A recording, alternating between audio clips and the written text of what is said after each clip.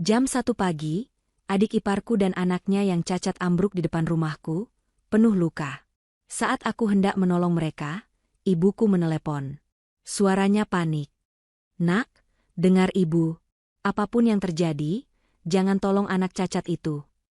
Aku tidak mendengarkannya. Dan 15 menit kemudian hal mengerikan terjadi. Aku langsung memanggil polisi. Sebelum ceritanya dimulai, silahkan tulis di kolom komentar dari daerah mana saja teman-teman yang menonton cerita ini. Jangan lupa like dan subscribe agar channel ini bisa semakin berkembang dan bisa mempersembahkan cerita yang lebih menarik lagi. Jam di dinding menunjukkan pukul 1 dini hari. Jarum detiknya bergerak tanpa suara, seolah ikut menahan napas di tengah keheningan rumah yang besar ini. Aku, Tiffany, duduk sendirian di ruang tengah.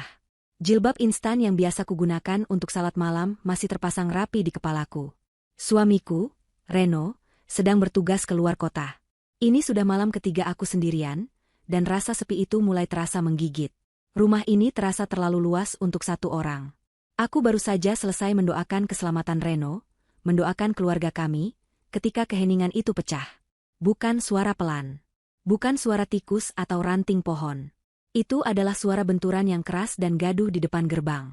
Bagaikan seseorang melemparkan tubuhnya ke pagar besi yang kokoh itu. Jantungku seketika melompat ke tenggorokan. Siapa yang datang bertamu dengan cara seperti itu pada jam 1 dini hari? Pikiranku langsung melayang ke hal-hal buruk. Perampok? Orang mabuk yang salah alamat? Aku menahan napas, berusaha mendengarkan lagi. Sun. Mungkin aku salah dengar. Mungkin hanya kucing besar yang berkelahi. Lalu terdengar lagi. Kali ini lebih pelan, seperti suara rintihan tertahan, diikuti suara gesekan benda berat di aspal depan rumah. Bulu kuduku berdiri. Aku bergegas meraih ponsel di atas meja. Tanganku sedikit gemetar saat membuka aplikasi CCTV yang terhubung ke kamera di depan gerbang. Layarnya menyala, menampilkan gambar hitam putih yang agak berbintik karena minimnya pencahayaan. Tapi apa yang kulihat membuatku semakin bingung. Di bawah lampu jalan yang temaram, aku melihat dua sosok. Satu sosok dewasa terduduk lemas bersandar di pilar gerbang, dan satu sosok kecil duduk tegak di kursi roda. Aku mengenali mereka. Itu Riana, adik iparku. Saudara perempuan kandung Reno. Dan yang di kursi roda itu adalah anaknya, Bella, keponakanku yang berusia 9 tahun. Bella menderita kelumpuhan sejak kecil dan tidak bisa berbicara. Apa yang mereka lakukan di sini selarut ini? Mengapa Riana tampak tersungkur? Tanpa pikir panjang, naluriku mengambil alih. Itu keluargaku. Mereka dalam masalah. Aku bergegas menuju pintu, meraih gagangnya. Tepat saat itu, ponsel di tanganku berdering nyaring, memecah kesunyian dan mengejutkanku. Nama, ibuku, tertera di layar. Kenapa ibuku menelepon jam segini? Perasaan tidak enak langsung menjalari dadaku. Aku menggeser tombol hijau. Assalamualaikum, Bu. Nak, Tiffany, kamu di rumah? Suara ibuku di seberang sana terdengar panik luar biasa. Bukan sekadar khawatir, tapi panik. Nafasnya terengah-engah seolah habis berlari. Kamu sendirian? Kamu baik-baik saja? Iya, Bu. Tiffany di rumah. Ada apa? Kenapa ibu panik begini? Tanyaku, sambil berjalan cepat ke jendela di samping pintu, mengintip dari balik tirai. Pemandangan di luar lebih jelas dari CCTV. Riana memang terluka. Pakaiannya tampak basah kuyup dan kotor, rambutnya acak-acakan. Dia memegangi lengannya. Dengar ibu baik-baik, Nak. Suara ibu meninggi, penuh penekanan. Apapun yang terjadi, jangan buka pintu untuk siapapun malam ini. Kunci semua pintu dan jendela. Jangan keluar. Aku semakin bingung. Tapi Bu, di depan rumah ada Riana, adik iparku. Dia kelihatannya terluka. Dia membawa Bella. Aku harus menolong mereka. Tidak. Ibuku berteriak, membuatku terlonjak kaget. Ibuku tidak pernah berteriak padaku. Ibu tidak peduli siapa itu. Ibu baru dapat kabar yang sangat buruk. Dengar ibu, Tiffany, jangan tolong anak cacat itu. Apapun yang terjadi, jangan biarkan dia masuk. Aku terdiam. Anak cacat? Maksud ibu, Bella? Keponakanku sendiri? Ibu, apa yang ibu bicarakan? Ibu tidak bisa jelaskan sekarang. Berbahaya. Pokoknya turuti kata ibu. Mereka bukan seperti yang kamu kira. Jangan buka pintunya, Nak. Ibu mohon. Jantungku berdebar kencang, terbelah antara dua pilihan. Di satu sisi, ibuku, orang yang paling kupercaya di dunia, baru saja memberiku peringatan yang sangat spesifik dan menakutkan. Jangan tolong anak cacat itu. Peringatan itu terasa tidak masuk akal. Bella adalah anak yang rapuh, tidak berdaya. Bagaimana mungkin dia berbahaya?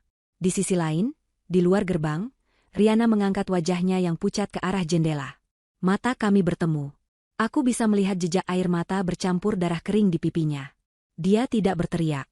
Dia hanya menatapku dengan tatapan memohon yang begitu putus asa. Bibirnya bergerak tanpa suara, membentuk kata, "Tolong." Lalu dia menoleh ke arah Bella, yang duduk diam di kursi rodanya.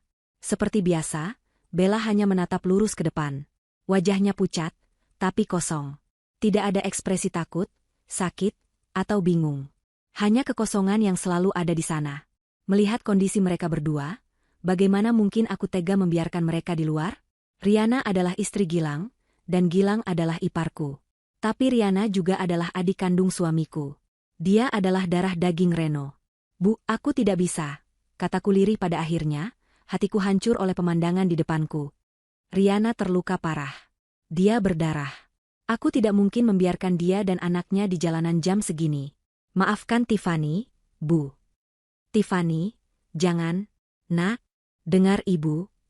Aku menutup teleponnya. Aku tahu ibuku pasti akan sangat marah dan khawatir. Tapi aku tidak punya pilihan lain. Imanku mengajarkanku untuk menolong orang yang kesusahan, apalagi ini adalah keluargaku sendiri.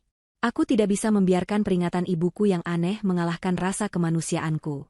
Mungkin ibuku hanya salah dengar, mungkin beliau termakan berita bohong. Aku bergegas ke pintu. Tanganku gemetar hebat saat memutar kunci. Aku membuka grendel atas dan bawah.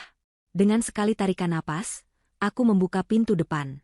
Udara malam yang dingin langsung menerpa wajahku, membawa aroma tanah basah dan sesuatu yang lain. Sesuatu yang amis, seperti bau karat, bau darah. "Riana." Aku berlari kecil ke arah gerbang dan membukanya. Riana menatapku dengan mata terbelalak, seolah tidak percaya aku benar-benar membukakan pintu. Dia mencoba berdiri, tapi kakinya lemas. "Tiffany, tolong." Suaranya serak dan bergetar. "Ya Tuhan, apa yang terjadi padamu? Ayo masuk dulu." Aku segera memapahnya. Tubuhnya terasa dingin dan basah. Aku berjuang menahan berat badannya. Dia jauh lebih berat dari yang kukira. Seolah seluruh tenaganya telah habis. "Bella, jangan tinggalkan Bella." Rintihnya sambil menunjuk ke kursi roda. Iya, kita bawa Bella masuk." Dengan susah payah, aku memapah Riana masuk ke teras, mendudukannya di kursi rotan sejenak. Lalu aku berlari kembali ke gerbang, mendorong kursi roda Bella masuk. Roda kecilnya sedikit tersendat di keramik teras. Bella masih sama. Dia membisu, menatap lurus. Matanya tidak berkedip. Aku merasakan sedikit keanehan. Di tengah situasi yang jelas-jelas genting ini, mengapa dia begitu tenang? Tapi aku segera menepis pikiran itu. Dia anak berkebutuhan khusus, wajar jika reaksinya berbeda. Aku segera mendorong kursi rodanya masuk ke dalam rumah. Lalu aku kembali untuk memapah Riana. Pelan-pelan, "Ri. Kita ke sofa." Kami berhasil masuk ke ruang tengah. Aku mengunci pintu depan, menggeser grendelnya, dan memasang kunci pengaman tambahan. Napasku terengah-engah, campuran antara lelah dan tegang. Peringatan ibuku kembali terngiang di kepalaku. "Jangan tolong anak cacat itu." Aku melirik Bella, yang kini duduk di kursi rodanya di sudut ruangan, di bawah cahaya lampu yang terang. Dia masih menatap lurus. Aku menelan ludah, mencoba menepis rasa takut yang tidak beralasan itu. Dia hanya anak kecil. Anak yang lumpuh. Yang berbahaya pastilah apa yang telah melukai Riana di luar sana. Aku mengalihkan perhatianku kembali ke Riana yang kini terbaring di sofa. Lukanya lebih parah dari yang kulihat dari jendela. Ada memar besar di pipinya, bibirnya sobek, dan lengan bajunya yang robek memperlihatkan goresan dalam yang masih mengalirkan darah.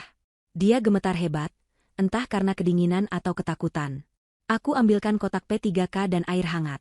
Kataku, "Kamu aman di sini, Ri. Ceritakan padaku, siapa yang melakukan ini padamu?" Riana menatapku dengan mata penuh teror. Dia membuka mulutnya, tetapi hanya suara gemetar yang keluar. Dia menelan ludah, lalu berbisik. Bisikan itu begitu pelan, tapi cukup untuk membuat darahku serasa berhenti mengalir. "Dia tahu, Tiffan. Gilang tahu aku mengambil buktinya. Ibu dan Reno mereka semua. Reno? Dia menyebut nama suamiku. Jantungku serasa berhenti berdetak selama beberapa detik. Reno? Apa maksud Riana menyebut nama suamiku? Apa hubungannya Reno, yang sedang dinas di luar kota, dengan kondisi Riana yang babak belur di depanku? Pikiran itu begitu absurd, begitu tidak mungkin, hingga aku yakin aku salah dengar. Apa katamu, Ri? Aku mendekatkan telingaku, mencoba memastikan. Kamu bilang, Reno? Riana menggeleng lemah. Matanya liar dipenuhi ketakutan. Kamu tidak mengerti, mereka semua terlibat. Dia mulai meracau, kalimatnya putus-putus. Gilang, Ibu Ida, mereka ingin semuanya. Ibu Ida, ibu mertuaku, ibu kandung dari Reno dan Riana. Tentu saja, itu lebih masuk akal. Hubungan Riana dengan ibunya dan suaminya, Gilang, memang tidak pernah baik. Aku sering mendengar mereka bertengkar soal uang dan warisan peninggalan almarhum ayah mertuaku. Tapi Reno? Melibatkan Reno dalam kekerasan ini? Tidak mungkin. Riana pasti mengigau. Lukanya pasti parah. Mungkin dia mengalami gegar otak. Tenang dulu, Ri. Kamu syok, kataku, berusaha menenangkan diriku sendiri sekaligus dirinya. Jangan bicara dulu. Aku ambilkan minum. Kita harus membersihkan lukamu. Riana mencengkeram lenganku. Kukunya menancap di kulitku, tapi aku tidak peduli. Matanya memohon. Jangan percaya, Reno. Riana, cukup. Aku sedikit membentaknya, lebih karena rasa takutku sendiri. Reno tidak mungkin melakukan ini. Dia suamiku. Dia kakakmu. Dia sedang tidak ada di kota. Riana terlihat putus asa. Dia tahu aku tidak percaya padanya. Dia melepaskan cengkeramannya. Air. Dia berbisik, tenggorokannya tercekat. Haus dingin. Baik. Aku ambilkan air hangat dan selimut. Aku bangkit berdiri. Sebelum melangkah, aku menoleh ke sudut ruangan, tempat Bella duduk di kursi rodanya. Anak itu masih di sana. Diam, tidak bergerak. Seperti boneka pajangan. Aku merasa aneh lagi. Ibunya terluka parah, meracau ketakutan di sofa, tapi Bella sama sekali tidak bereaksi. Tidak ada tangisan. Tidak ada gerakan gelisah. Hanya tatapan kosong yang lurus menembus dinding di depannya. Peringatan ibuku kembali berdesir di benakku. Aku menggelengkan kepala, mengusir pikiran buruk itu. Aku harus fokus pada Riana. Aku bergegas ke dapur. Tanganku gemetar saat menyalakan kompor untuk menghangatkan air di panci kecil. Sambil menunggu, aku mengambil selimut tebal dari lemari. Pikiranku berputar kencang. Apa yang harus kulakukan? Jelas Riana butuh pertolongan medis. Tapi dia tadi bilang, jangan. Dia takut pada Gilang. Jika aku menelepon ambulans, apakah Gilang akan tahu? Apakah dia akan datang ke sini? Dan Reno. Kenapa Riana menyebut namanya? Apakah Reno berbohong padaku? Apakah dia tidak benar-benar di luar kota? Aku meraih ponselku, mencoba menelepon Reno lagi. Masih sama. Langsung masuk ke kotak suara. Rasa cemas yang dingin mulai merayap di perutku. Aku mencoba menepisnya. Mungkin sinyalnya jelek. Mungkin dia sedang rapat, meskipun ini jam 1 dini hari. Air di panci mulai beruap. Aku menuangkannya ke gelas, menambahkan sedikit air dingin agar menjadi hangat. Aku juga mengambil kotak P3K dari lemari obat. Aku menatanya semua di atas nampan. Aku menatap jam dinding di dapur.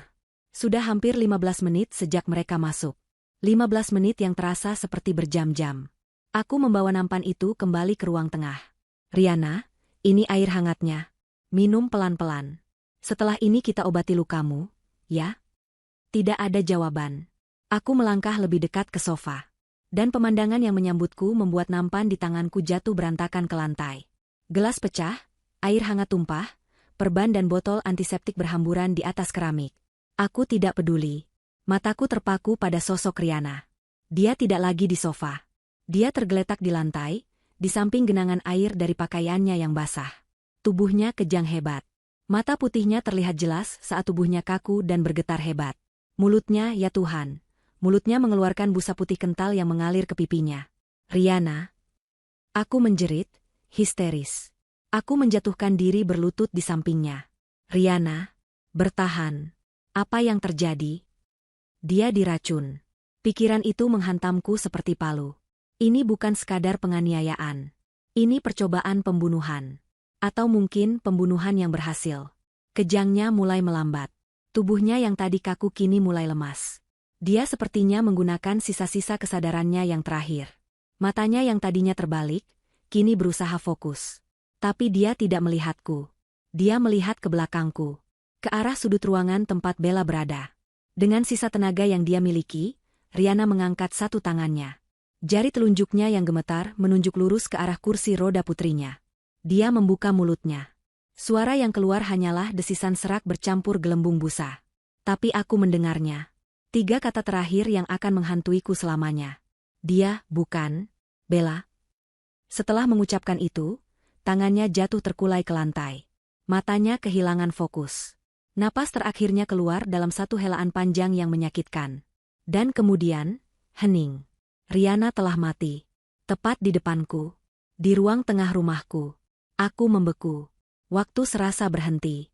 Aku tidak bisa bernapas. Aku hanya bisa menatap wajah Riana yang kini damai, kontras dengan busa menjijikan di mulutnya. Dia mati. Dibunuh. Lalu aku mendengar suara. Suara yang seharusnya tidak mungkin ada. Klik. Itu adalah suara rem kursi roda yang dilepaskan. Dengan gerakan yang kaku seperti robot, aku memutar kepalaku. Perlahan, sangat perlahan. Mataku yang penuh air mata menatap ke sudut ruangan. Kursi roda itu kosong. Napasku tercekat di tenggorokan.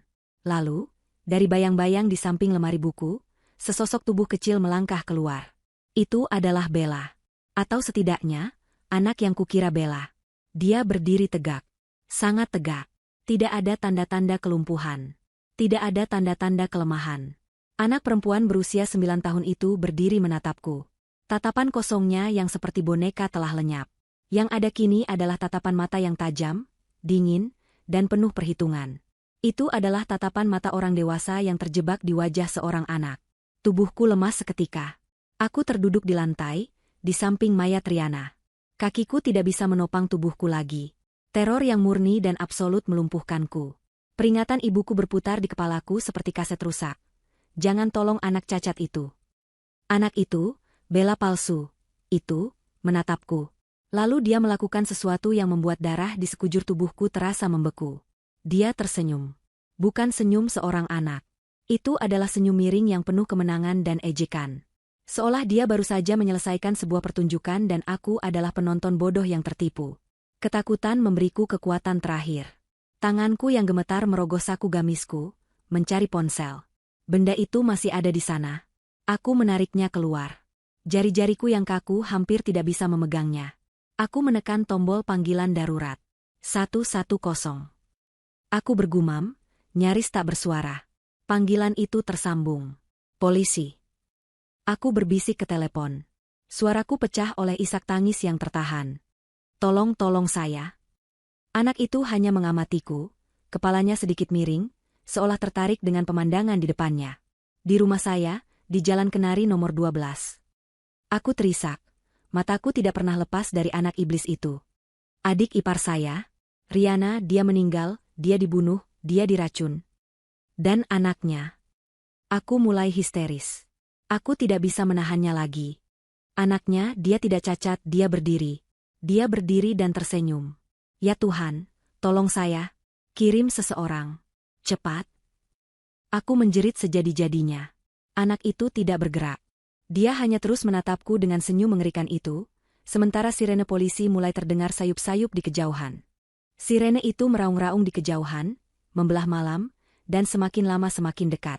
Suaranya adalah satu-satunya hal nyata di dunia yang tiba-tiba terasa miring bagi Tiffany. Dia masih terduduk di lantai, di samping tubuh kaku Riana yang matanya menatap kosong ke langit-langit. Telepon masih tergenggam di tangannya yang terkulai, suara operator di seberang sana memanggil-manggil namanya. Nyonya? Nyonya, Anda masih di sana? Tiffany tidak bisa menjawab. Matanya terpaku pada sosok anak kecil yang berdiri di seberang ruangan.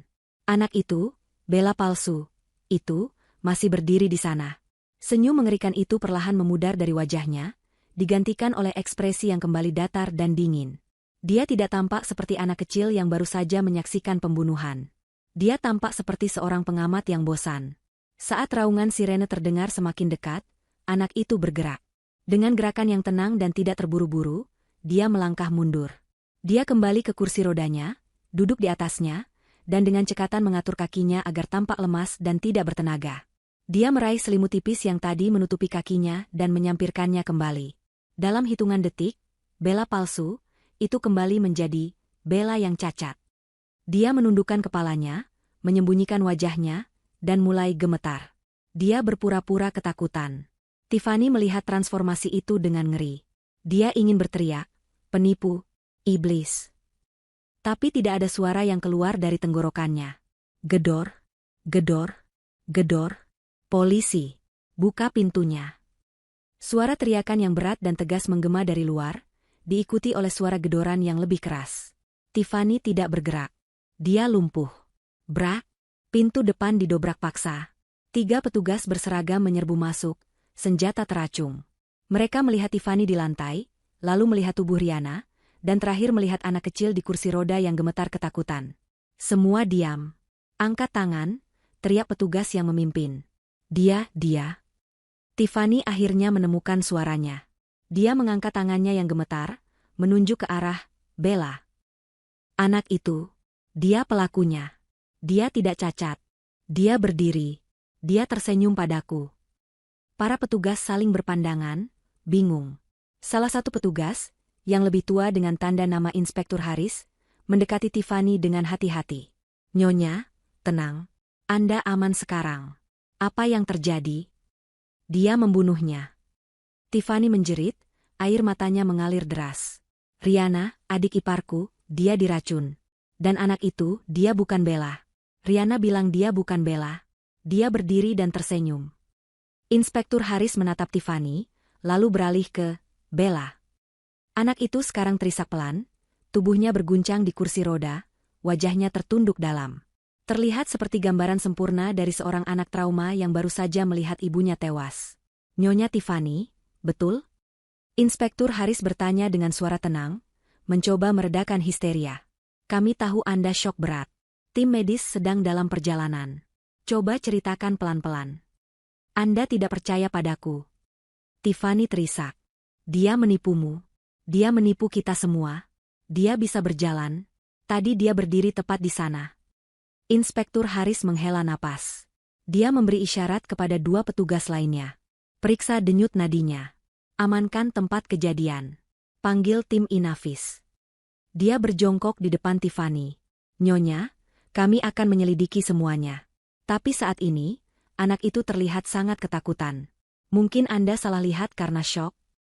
Saya tidak salah lihat. Tiffany, ya Allah, nak. Sebuah suara yang familiar memotong perkataan Tiffany. Ibunya, Ibu Astuti, menerobos masuk, melewati petugas yang berjaga di pintu. Wajahnya pucat pasi.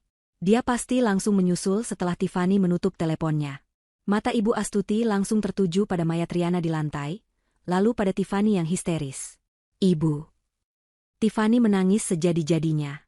Ibu Astuti bergegas memeluk putrinya. Apa yang ibu bilang? Ya Tuhan, Tiffany, kamu tidak mendengarkan ibu. Ibu Astuti memeluk Tiffany erat. Matanya menatap tajam ke arah Bella di kursi roda. Tatapannya penuh kebencian dan ketakutan. Dia benar, Pak Polisi, kata Ibu Astuti dengan suara gemetar namun tegas, matanya tidak lepas dari Bella. Anak itu, dia berbahaya. Anak itu bukan cucu mereka. Inspektur Haris mengerutkan kening. Sekarang ada 2 orang yang mengatakan hal aneh tentang anak itu. Maaf, Bu. Anda siapa? Dan apa maksud Anda dia bukan cucu mereka? Saya Ibu Tiffany. Dengar, Pak. Ibu Astuti menarik Tiffany berdiri, memapahnya menjauh dari mayat Riana, menuju dapur, memberi jarak dari keriuhan di ruang tengah. Inspektur Haris mengikuti mereka. Di dapur, di bawah cahaya lampu yang terang, Ibu Astuti akhirnya menjelaskan. Pak, saya tahu ini kedengarannya gila. Tapi saya mohon dengarkan saya. Ibu Astuti mulai bercerita. Dia menceritakan kecurigaannya sejak lama terhadap keluarga Reno, terutama Ibu Ida, ibu mertua Tiffany. Dia tahu mereka semua gila harta. Sejak suami Ibu Ida, ayah Reno dan Riana, meninggal setahun lalu, pertengkaran soal warisan tidak pernah berhenti. Saya tidak percaya pada mereka, Pak, kata Ibu Astuti. Saya tidak ingin putri saya terjebak dalam masalah mereka. Jadi, saya menyewa seseorang. Seorang penyelidik swasta. Hanya untuk memastikan Tiffany aman. Inspektur Haris mendengarkan dengan saksama. Ini mulai masuk akal. 2 hari lalu, penyelidik saya menelepon. Lanjut Ibu Astuti, suaranya pelan. Dia bilang Riana dalam bahaya besar. Riana rupanya menemukan sesuatu, bukti bahwa kematian ayahnya bukan kecelakaan. Dia bilang Riana akan dibungkam oleh keluarganya sendiri. Oleh suaminya, Gilang, dan oleh ibunya, Ibu Wida. Tiffany terkesiap. Jadi Riana tidak mengigau. Dan penyelidik saya bilang, Ibu Astuti menelan ludah, mereka menggunakan alat untuk menjebak Riana. Sesuatu yang berhubungan dengan anaknya, Bella. Penyelidik saya bilang mereka menukar Bella. Bella yang asli disembunyikan. Dan mereka menggantinya dengan anak lain. Anak cacat. Itu peringatan yang saya dapatkan. Jangan tolong anak cacat itu. Saya terlambat. Saya gagal memperingatkan Tiffany tepat waktu. Keheningan total memenuhi dapur. Tiffany menatap ibunya, terkejut sekaligus lega. Dia tidak gila. Apa yang dia lihat itu nyata. Inspektur Haris tampak berpikir keras. Ini motif yang sangat rumit, Bu. Menukar anak? Inspektur. Tiba-tiba seorang petugas dari tim forensik, Inavis, memanggil dari ruang tengah. Dia mengenakan sarung tangan dan tampak serius. Anda harus melihat ini. Tiffany dan Ibu Astuti mengikuti Inspektur Haris kembali ke ruang tengah. Petugas itu berjongkok di samping Riana. Lihat tangannya, Pak, kata petugas itu. Tangan kirinya. Dia menggenggam sesuatu dengan sangat erat. Sepertinya kertas.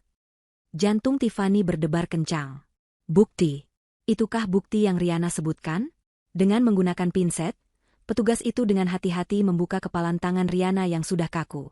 Jari-jari itu terbuka satu persatu, memperlihatkan secari kertas kecil yang basah kuyup oleh keringat dan darah. Kertas itu terlipat dan kumal. Petugas itu mengambilnya, membukanya perlahan di atas kantong barang bukti. Tulisannya ditulis dengan pulpen, sebagian tintanya luntur, tapi masih bisa dibaca dengan jelas. Hanya ada 3 kata di kertas itu. Autopsi ayah. Racun. Tiffany menutup mulutnya, menahan jeritan. Jadi benar. Ayah mertuanya tidak meninggal wajar. Dia diracun. Dan Riana tahu. Riana sedang dalam proses membongkar kejahatan itu, kejahatan yang dilakukan oleh keluarganya sendiri. Dia datang ke rumah Tiffany malam ini untuk mencari perlindungan, untuk memberikan bukti itu. Dan dia gagal.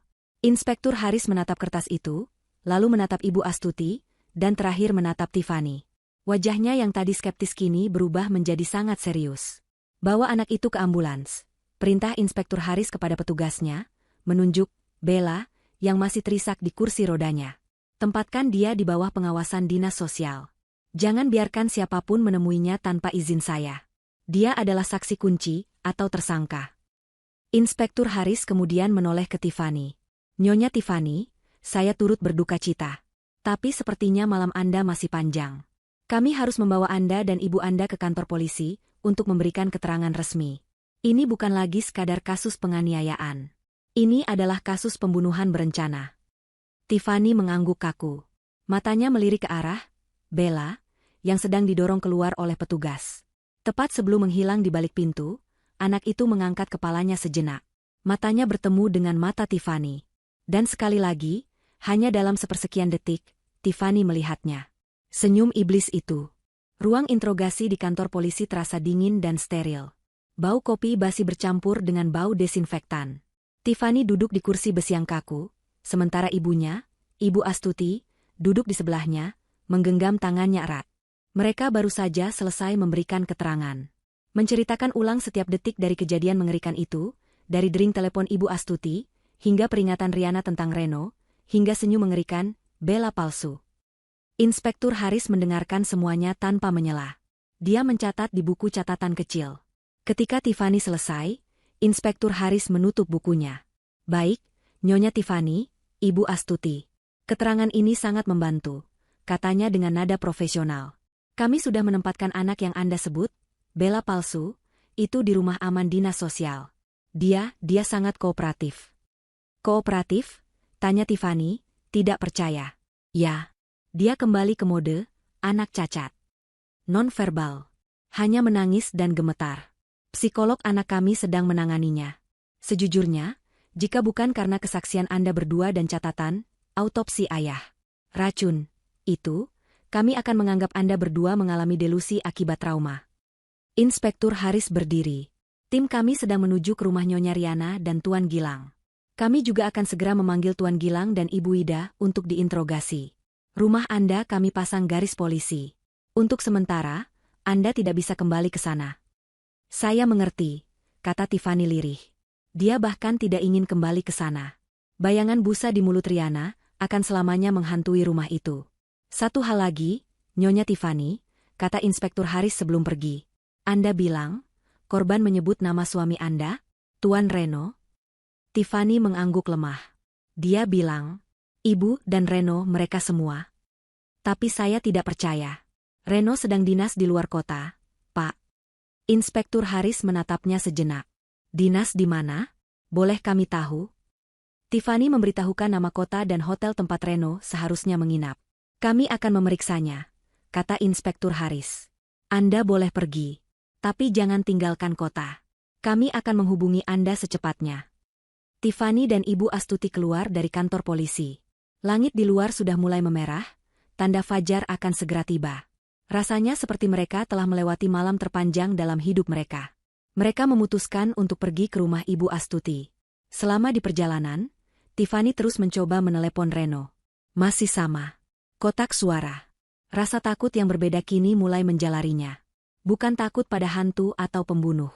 Tapi takut pada pria yang selama ini tidur di sampingnya. Pria yang dia cintai.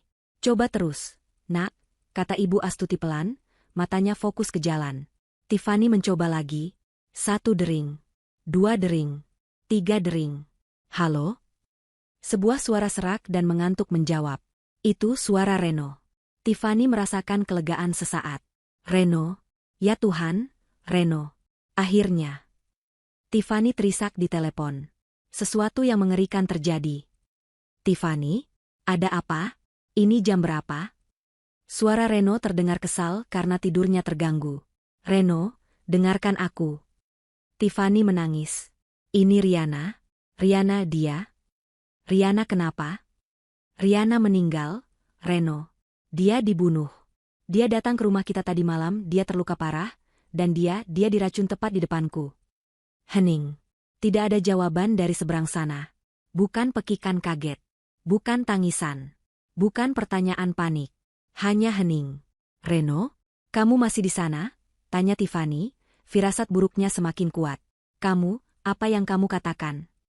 Suara Reno akhirnya terdengar, tapi dingin. Sangat dingin. Meninggal? Bagaimana bisa? Aku tidak tahu, dia datang, dia bilang Gilang. Kenapa kamu buka pintu untuknya? Suara Reno tiba-tiba berubah tajam, penuh amarah. Itu bukan suara orang yang berduka. Itu suara orang yang marah karena rencananya gagal. Tiffany tertegun. Apa maksudmu? Dia adikmu, Reno. Dia terluka. Sudah kubilang berkali-kali, Tiffany, jangan ikut campur urusan keluargaku. Jangan berurusan dengan Riana. Dia itu pembawa masalah. Reno membentak di telepon. Sekarang lihat. Kamu membawanya masuk ke rumah kita. Kamu membuat masalah ini jadi urusanmu. Kalau kamu tidak menampungnya, Riana tidak akan senekat itu. Lutut Tiffany lemas. Dia hampir menjatuhkan teleponnya. Ibunya menepikan mobil. Nekat? Apa maksudmu nekat? Reno, suara Tiffany bergetar. Dia dibunuh. Adik kandungmu dibunuh. Itu urusannya dengan Gilang. Dan dengan ibu, teriak Reno. Seharusnya kamu tidak ada di sana. Seharusnya kamu diam saja. Kenapa kamu harus jadi pahlawan? Reno. Tiffany tidak bisa bernapas. Riana, dia menyebut namamu. Dia bilang kamu terlibat. Hening lagi. Kali ini lebih lama. Dia mengigau, kata Reno. Suaranya kembali tenang, tapi ketenangan itu lebih mengerikan.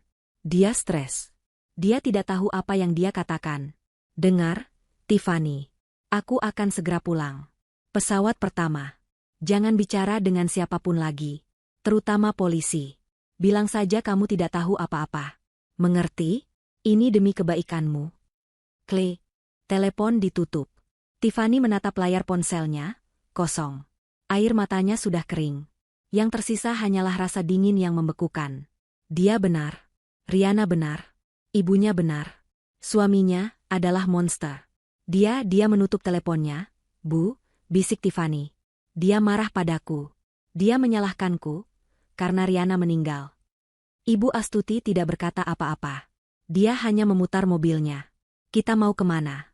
Bu, ini bukan jalan ke rumah ibu. Kita ke rumah Riana, kata Ibu Astuti tegas. Apa? Tapi polisi. Polisi sedang menuju ke sana. Tapi mereka tidak tahu apa yang harus dicari. Kita tahu. Ibu Astuti menatap Tiffany. Riana bilang dia mengambil bukti. Bukti itu pasti tidak dia bawa. Terlalu berisiko. Dia pasti menyembunyikannya di rumahnya. Kita harus menemukannya sebelum Gilang, atau Reno, atau Ibu Wida menghancurkannya. Tiffany mengangguk. Rasa takutnya telah berubah menjadi sesuatu yang lain. Kemarahan. Dan tekad untuk mencari keadilan bagi Riana. Mereka tiba di kompleks perumahan Riana. Suasananya sepi. Benar saja, belum ada mobil polisi. Fokus mereka masih di rumah Tiffany. Tiffany memiliki kunci rumah Riana. Riana memberikannya setahun yang lalu, untuk berjaga-jaga. Ayo, cepat, kata Ibu Astuti. Mereka masuk rumah yang gelap dan senyap itu. Suasananya pengap. Tapi yang mengejutkan, rumah itu berantakan. Laci-laci terbuka, bantal sofa tersobek, isi lemari tumpah ke lantai. Seseorang telah menggeledah tempat ini. Pasti Gilang, mencari bukti yang sama. Dia sudah ke sini, desis Tiffany. Kita terlambat. Belum tentu, kata Ibu Astuti. Gilang itu panik. Dia mencari di tempat-tempat yang jelas. Riana lebih pintar dari itu. Pikirkan, Tiffany. Di mana Riana akan menyembunyikan sesuatu yang paling berharga? Tiffany melihat sekeliling. Matanya tertuju pada kamar Bella. Kamar itu penuh dengan mainan dan boneka. Tapi ada satu lukisan besar di dinding. Lukisan pelangi yang dibuat Bella sebelum dia sakit. Tiffany mendekati lukisan itu. Ada yang aneh. Bingkainya sedikit miring. Tiffany menggeser lukisan itu. Di baliknya, tertanam di dinding, sebuah brankas digital kecil. Ya Tuhan, Bu, lihat. Apa kodenya? Tiffany mencoba tanggal lahir Riana. Gagal. Tanggal lahir Gilang. Gagal. Tanggal lahir Bella. Gagal. Tiffany terdiam. Dia teringat surat kecil di tangan Riana. Autopsi ayah. Racun. Dia mencoba memasukkan tanggal kematian ayah mertuanya. Klik. Brankas itu terbuka. Napas Tiffany tercekat. Di dalamnya tidak banyak. Hanya ada beberapa lembar dokumen bank dan sebuah perekam suara digital kecil. Tangan Tiffany gemetar saat mengambil perekam itu. Dia menekan tombol play. Terdengar suara statis sejenak. Lalu suara yang sangat Tiffany kenal. Suara Ibu Wida, ibu mertuanya. Gilang, pastikan dia tidak bisa bicara. Anak itu adalah jaminan kita. Kalau perlu, buat dia benar-benar cacat. Lalu suara Gilang.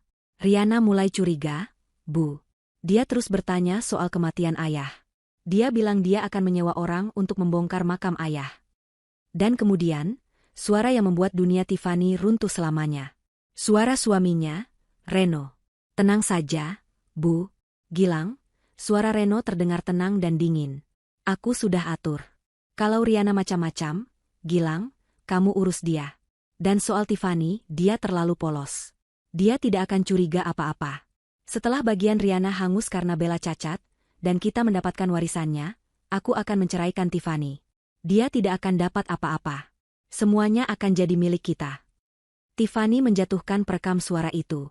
Kakinya tidak kuat lagi menopang. Dia jatuh berlutut di lantai kamar Bella. Suaminya. Suaminya telah merencanakan ini semua. Kematian adiknya. Kehancuran istrinya. Riana tidak datang untuk mencari perlindungan. Dia datang untuk memperingatkan Tiffany. Dan Tiffany telah mengabaikannya. Tiffany berlutut di lantai kamar Bella yang dingin, telinganya masih berdenging oleh suara suaminya sendiri. Perekam suara itu tergeletak di depannya, sebuah kotak plastik kecil yang baru saja menghancurkan seluruh hidupnya. Setiap kata terngiang-ngiang. Setelah bagian Riana hangus, aku akan menceraikan Tiffany. Dia tidak akan dapat apa-apa. Semuanya akan jadi milik kita. Jadi, dia bukan hanya istri. Dia adalah target selanjutnya. Dia adalah pion yang akan disingkirkan setelah tidak lagi berguna. Rasa sakitnya begitu menusuk, lebih tajam dari pisau. Pengkhianatan itu terasa seperti racun yang menyebar perlahan, melumpuhkan setiap sendi-sendinya. Dia ingin menangis, tetapi air matanya sudah kering. Yang tersisa hanyalah kekosongan yang dingin dan hampa. "Tiffany, bangun, nak." Suara Ibu Astuti terdengar tegas, menariknya kembali dari jurang keputusasaan. "Bangun. Kita tidak punya waktu untuk hancur. Bukan sekarang." Ibu Astuti menarik lengan putrinya dengan paksa, memaksanya berdiri. "Kamu dengar itu? Mereka tidak akan berhenti pada Riana. Kamu adalah sasaran berikutnya." Kata-kata ibunya menembus kabut di kepala Tiffany. Benar. Ini bukan lagi soal kesedihan. Ini soal bertahan hidup. Api kecil mulai menyala di dalam dirinya, menggantikan rasa dingin yang tadi membekukannya. Kemarahan. Kemarahan yang murni dan panas. Kemarahan pada Reno, pada Ibu Ida, pada Gilang. Mereka telah membunuh Riana. Mereka telah membunuh ayah mereka. Dan mereka berencana menghancurkannya. "Ibu benar," bisik Tiffany. Suaranya serak, tapi kini ada nada baja di dalamnya. Dia mengambil perekam suara itu dari lantai, menggenggamnya erat seolah itu adalah satu-satunya senjata yang dia miliki. "Mereka tidak akan menang. Aku tidak akan membiarkan mereka menang." "Bagus," kata Ibu Astuti. "Sekarang kita pergi. Kita berikan ini pada Inspektur Haris." Mereka bergegas keluar dari rumah Riana, menguncinya kembali seolah tidak pernah terjadi apa-apa. Sepanjang perjalanan kembali ke kantor polisi, Tiffany terdiam. Pikirannya bekerja cepat. Setiap keanehan sikap Reno selama setahun terakhir kini menjadi masuk akal. Caranya menghindari pembicaraan soal warisan. Caranya yang tiba-tiba menjadi sangat sibuk dengan dinas luar kota. Caranya yang selalu membelokkan pembicaraan jika Tiffany mengeluh soal sikap Ibu Ida. Itu semua bukan kebetulan. Itu adalah bagian dari rencana besar yang keji. Dia telah menikahi seorang manipulator ulung. Seorang pria yang rela mengorbankan adik kandungnya sendiri demi uang. Mereka tiba di kantor polisi. Fajar telah sepenuhnya menyingsing, tetapi kantor itu sudah sibuk. Tiffany dan Ibu Astuti langsung meminta bertemu Inspektur Haris, mengatakan ini adalah keadaan darurat. Mereka diantar ke ruangannya. Inspektur Haris tampak lelah, secangkir kopi hitam kental tersaji di mejanya. "Nyonya Tiffany, Ibu Astuti. Ada perkembangan?" tanyanya. Tiffany tidak berkata apa-apa. Dia hanya meletakkan perekam suara itu di atas meja Inspektur Haris dan menekan tombol play. Selama 3 menit berikutnya, ruangan itu hening. Hanya terdengar suara dari rekaman itu. Suara Ibu Wida yang dingin, suara Gilang yang gugup, dan suara Reno yang tenang dan penuh perhitungan. Tiffany memperhatikan wajah Inspektur Haris. Matanya menyipit. Rahangnya mengeras. Saat rekaman itu selesai dengan kalimat Reno tentang menceraikan Tiffany, Inspektur Haris tidak langsung bergerak. Dia menatap rekam itu, lalu menatap Tiffany dengan pandangan yang sama sekali baru. Pandangan penuh simpati, dan juga kemarahan yang tertahan. "Suami Anda?" Inspektur Haris memulai, "Dia sedang tidak di luar kota, Nyonya Tiffany." Jantung Tiffany mencelos. Apa maksud Bapak?" "Tim saya sudah memeriksa hotel yang Anda sebutkan. Tuan Reno memang memesan kamar, tapi dia check out 2 hari yang lalu. Tepat sehari sebelum Riana dibunuh. Kami melacak sinyal ponselnya. Dia ada di kota ini. Dia bersembunyi." Tiffany terduduk lemas di kursinya. Jadi, bahkan dinas luar kota itu adalah kebohongan. Dia ada di sini. Mungkin dia mengawasi. Mungkin dia adalah orang yang memberi perintah terakhir untuk membunuh Riana. Inspektur Haris menekan tombol interkom di mejanya. "Siapkan tim. Kita akan membongkar makam Tuan Haryanto, suami Ibu Wida. Segera. Minta surat perintah darurat." Dia beralih ke petugas lain. "Bawa Gilang dan Ibu Wida ke sini. Sekarang. Pisahkan mereka. Dan panggil pengacara keluarga mereka. Tuan Sasmita. Saya ingin bicara dengannya mengenai surat wasiat." "Surat wasiat?" tanya Tiffany. Inspektur Haris mengangguk. "Rekaman ini adalah motif. Tapi saya ingin tahu mengapa. Mengapa mereka begitu terobsesi dengan warisan itu? Dan mengapa mereka harus repot-repot menukar Bella, kertas yang digenggam Riana, dan rekaman ini semuanya berpusat pada 2 hal, racun, dan anak cacat." 1 jam kemudian, pengacara keluarga bernama Sasmita duduk di ruangan itu. Dia adalah pria tua berkacamata yang tampak gugup. Awalnya dia menolak bicara, beralasan tentang kerahasiaan klien. Klien Anda, kata Inspektur Haris dengan suara dingin, Ibu Wida dan Gilang, saat ini ditahan di ruang interogasi atas dugaan konspirasi pembunuhan berencana. Dan klien Anda yang satu lagi, Reno, sedang dalam pengejaran. Jadi, Tuan Sasmita, saya sarankan Anda bekerja sama. Pria itu menelan ludah. Akhirnya, dia mengangguk. Jelaskan pada kami, kata Inspektur Haris, tentang surat wasiat kakek dari Tuan Reno dan Nyonya Riana. Bukan wasiat ayah mereka, tapi wasiat kakek mereka, yang merupakan sumber utama kekayaan keluarga itu. Pengacara itu membuka tasnya, mengeluarkan sebuah salinan dokumen. Ini sangat tidak biasa, Pak, katanya. Almarhum kakek, sebut saja Tuan Besar, sangat eksentrik. Beliau tidak membagi hartanya pada anak-anaknya, termasuk Ibu Wida. Beliau melompat satu generasi. Hartanya dibekukan dalam trust fund dan baru bisa dicairkan oleh cucu-cucunya, yaitu Reno dan Riana. Lanjutkan, desak Inspektur Haris. Tapi ada klausul yang sangat ketat. Lanjut pengacara itu, suaranya pelan. Harta itu baru bisa dibagi rata antara Reno dan Riana setelah mereka berdua menikah dan memiliki, ini kutipan pastinya, keturunan yang sehat walafiat tanpa cacat permanen. Tiffany dan Ibu Astuti saling berpandangan. Apa yang terjadi jika salah satu keturunan itu cacat? Tanya Ibu Astuti tajam. Pengacara itu membalik halaman. Di sini tertulis, jika salah satu cucu, baik Reno atau Riana, memiliki keturunan yang terbukti secara medis menderita cacat fisik atau mental permanen, maka seluruh hak waris dari garis keturunan tersebut dinyatakan hangus. Hangus? Hangus kemana? Tanya Inspektur Haris. Tidak disumbangkan, kata pengacara itu. Ini bagian gilanya. Seluruh bagian yang hangus akan dialihkan sepenuhnya ke garis keturunan cucu lain yang memenuhi syarat. Tiffany menutup mulutnya. Dia akhirnya mengerti segalanya. Ini adalah rencana yang sempurna. Reno sudah memiliki anak dari Tiffany, yang sehat. Riana memiliki Bella. Jika Bella dinyatakan sehat, maka warisan akan dibagi dua. Tetapi, jika Bella dinyatakan cacat permanen, seluruh bagian warisan Riana yang jumlahnya triliunan itu akan hangus. Dan semuanya akan jatuh ke tangan Reno. Itulah mengapa mereka menukar Bella, bisik Tiffany, ngeri. Mereka tidak hanya berpura-pura Bella cacat. Mereka menculik Bella yang asli, yang sehat, dan menggantinya dengan Bella palsu yang mereka latih untuk pura-pura lumpuh. Agar secara legal, hak Riana hangus. Dan Riana mengetahuinya, tambah Ibu Astuti. Dia juga tahu ayahnya diracun. Mungkin karena ayahnya juga tahu rencana ini dan berniat membongkarnya. Riana mengumpulkan bukti. Dan karena itulah mereka membunuhnya. Ruangan itu hening. Kejahatan itu begitu dingin, begitu terencana, dan begitu kejam. Melibatkan 4 generasi dalam keluarga itu. Telepon di meja Inspektur Haris berdering. Dia mengangkatnya. Ya, baik. Saya mengerti. Bawa sampelnya ke lab. Segera. Dia menutup telepon, lalu menatap Tiffany. Tim saya sudah selesai membongkar makam ayah mertua Anda. Mereka menemukan tanda-tanda yang jelas. Hasil lab akan keluar besok. Tapi mereka yakin positif keracunan arsenik dosis tinggi. Inspektur Haris berdiri. Nyonya Tiffany, kita sudah punya motifnya.